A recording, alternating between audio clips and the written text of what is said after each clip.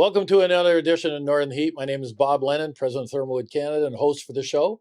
And our special guest today, Trevor Woodland from Vigilant Guitars. How are you doing today?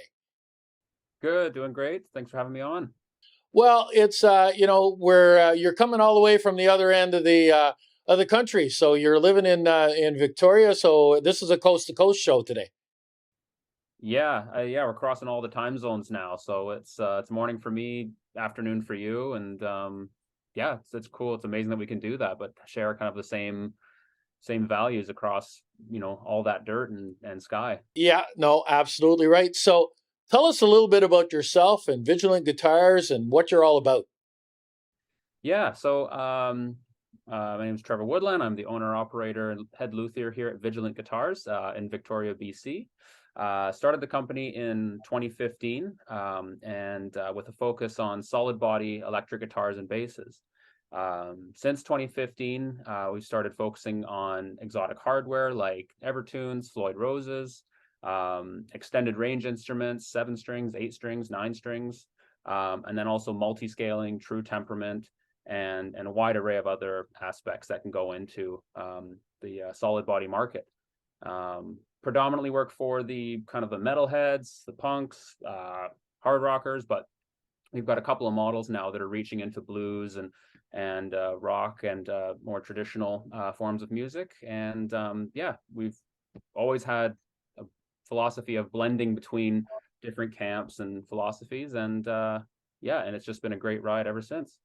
Well, when you go on your website and look at what you're all about sustainability and you're all about looking at using species and using products that come out of our country and come out of Canada and things you can use and reuse and those kind of things. So tell us a little bit about because that's one of your core values, right? So tell us a little bit more about that. Let's dig into it a little bit deeper. Yeah, absolutely. So since I started Vigilant, I started looking at things what'll set my brand apart from others. Where we're really blessed on the West Coast of having a wide array of amazing woods, ash, alder, figured maples. And having grown up in that environment, I really felt it necessary to bring that domestic wood quality to the market, um, where brands will use exotics from Africa or the Amazon, rosewoods, ebonies, babinga, all these different tone woods that were traditionally used in our exotic. I felt it really unnecessary to have to import these exotic woods, cut down the forest and God knows where, ship it across the ocean, ship it to a wood dealer, ship it to me when I have a perfectly good, beautiful figured maple tree literally in my backyard that I can use. So since day one, I've wanted to make that supply chain as sustainable as possible, and in that light, um, keep kind of the economic commerce within Canada. I want to know who the person is chopping down the tree. I want to know the person at the sawmill. I want to know the reseller. I want to know who makes my hardware, my pickups, my everything. I want to keep those supply chains in Canada. So when you buy a Vigilant guitar, it's made in Canada. Well, it becomes part of the story, right? And so knowing where the tree came from, who cut it down, all the whole process then becomes part of the story. And the fact that you can boast about everything that's made in Canada is also sets you apart from others. Yeah, absolutely. So it's kind of imposing those little limitations on myself too. I find I have to become more creative. I have to reach out to folks that aren't typically in the instrument construction trade. We're talking to arborists around the island. We're talking to gardeners, maybe taking a tree down that has some kind of burl. We're opening that up. We've got beautiful burl tops that you're just not going to find anywhere else in the world. And this has kind of led to me searching out different companies from like Bow River Wood to Works has been great to work with. They've always got a big wide array of domestic woods that I love purchasing and working with and providing that to our customers. And then with yourself at Thermal Canada, like I'm constantly searching out ways to make my product more Canadian, more domestic, and keep that commerce within the country that we love to live and work in. So I'm going to put a little bit of plug in for ThermalWood Canada right now, and ask you to comment on the fact of, we met back in September when I was out in Vancouver for the International Guitar Show, and everybody was out there, and you know seeing all these guitars, like you're stepping away from tradition in color and shapes and what you're doing, and also in the products that you're using to build these things. But you started using thermally modified wood, and you've started using some of our Obsidian product for fingerboards. So what can you tell me a little bit about that? Because it'd be great to get some feedback on an end user. Yeah, no, absolutely. So since I've really noticed that the roasted maple and roasted necks have kind of been on the market, with Fender and Music Man for a number of years, but it's become more accessible, and especially from my customer standpoint, becoming more desirable. It's a lighter product, beautiful figuring. It's great to work with, so it's checking a lot of boxes on my front there, and yeah, it's just such a great product to work with. So when we met in in Vancouver and talking to Caleb, he knows that I really like to reach out to I like experimenting with new technologies all the time, hardware, electronics, but also on the wood front.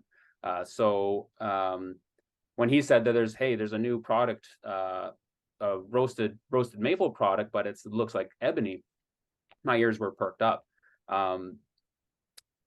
And he showed me a couple of samples of the board, was kind of talking about it. I went to your seminar, and it was, again, checking off a lot of boxes. So got a couple of samples, played around with it, and I've been really happy with how it looks, feels, works. And again, it's hitting those metrics of sustainability and domestic commerce. So it's really just a product that I'm going to be moving forward with.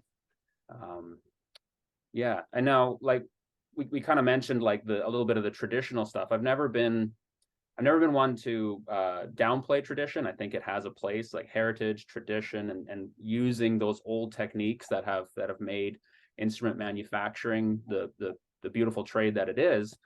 But I don't think tradition should step on how the future should pan out. And so it's a really tight relationship between the two.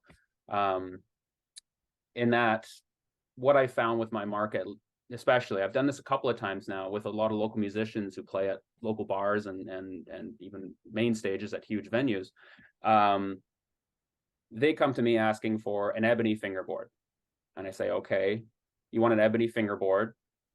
Do you actually want a piece of ebony, Indian ebony or pitch black ebony exotic wood fingerboard, or do you just want a black fingerboard?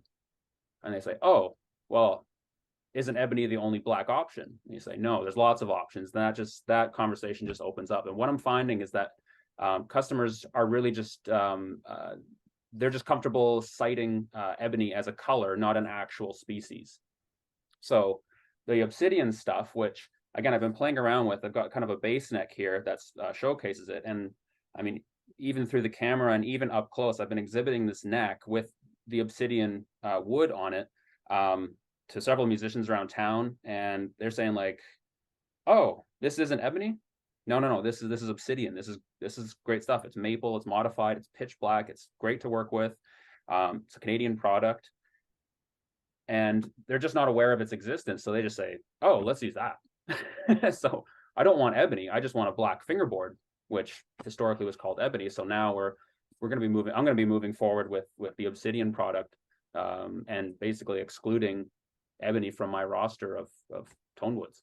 Well, the other thing too is that what some people don't know is the fact that, it's not just the fact of you importing products from other countries, but ebony is on the extinct species list. And so pretty soon it's not going to exist anymore. Yeah, it's also this the kind of the externalized costs of the wood too, that we don't see. A guitar player just sees me, they get a quote, oh, it says ebony fingerboard, it's 40, 50, 60 bucks, whatever it may be. But that price isn't fully considering, again, in what forest did it come down in? Was that environment just butchered for that one ebony tree? How is it yarded out? Who's working at the sawmill? Is that a union sawmill? Probably not. gets shipped onto a boat, what's the gas and the diesel shipping across from, say, Africa to North America? Are we paying for that gas and diesel? And how about the pollution that comes with that? Probably not. Then it goes to from a truck gets sent out to the reseller, and where those externalized costs aren't being passed on to the customer. So if we can minimize those, that's a success story for me. And the list goes longer and longer and longer and longer when you think about it and try to check everything off. So, no, it's great that you're doing that. The other thing, too, is that we've talked a little bit about it, too, is that you're using all kinds of different products. You talked about a product of wood that has been eaten up by the worms, and it's got an interesting story, too. So you want to share a little bit about that? Yeah, it's an exciting project that, like I said, I'm always reaching out for new domestic stuff, and if we can find wood that tells the story of the West Coast, it's even better. This wood's been part of what we're calling the Torito Project. It's been initiated by Dean Wyatt out of North Island Tonewoods sawmill up in Black Creek, where I grew up, and he's been pulling out these spruce logs that are old log booms that were submerged in under salty water for several decades, and he's cutting it up and resawing it into acoustic flat tops, arch tops. But in some of the inventory, the Torito, it's a worm, it's an ocean-going worm or clam animal, but it basically makes these giant wormholes through the spruce. And Dean has said to me one time, he's like, "Hey, do you think you could use this stuff for electric guitars?" And I say, "Yeah, let's do it. It'd be a real shame to throw this wood that it's just had such a storied past. It was originally slated to be World War II fighter bombers, Mosquito fighter bombers sent over to Europe, but then the war ends. It's turned into a logging boom, and then a fishing lodge, and the lodge burns down, and now we're recovering this timber for use in musical instruments, and it's just a wood that's got such a cool West Coast story. It'd be a shame to throw it away. So it's just another opportunity where we're working with sawmills, historians, First Nations communities, luthiers, and yeah, Thermal Canada, to say, hey, maybe we can roast this stuff to extract some of the moisture, bring out the grain, stabilize it, and then give musicians an even better product that just it's all kept above the 49th parallel, and it's just got so much love and energy invested in it. I think it just makes a better product overall. Well, it's great to hear, and again, it all comes back to story. It all comes back to what you can, everything that's in behind it, and whenever somebody's playing the guitar, that all comes around it. So, I really appreciate the fact that you found some time today to do this interview with us, and I wish you the best of luck for your company and for Vigilance to be able to keep on growing. And the more feedback that I can get as we go through, the more things we can do better for you, and we can keep a story from coast to coast keep going. Yeah, absolutely. No, and thank you for making just great products. We're ramping up production more and more, and we're moving full steam ahead with roasted maples, burls, and Obsidian, and I'm really excited for the future. Well, Trevor, again, thank you very much, and appreciate that you came on board today. So there we are. Another edition of Northern Heat for this week, the place you come to listen to the stories that haven't been discovered yet.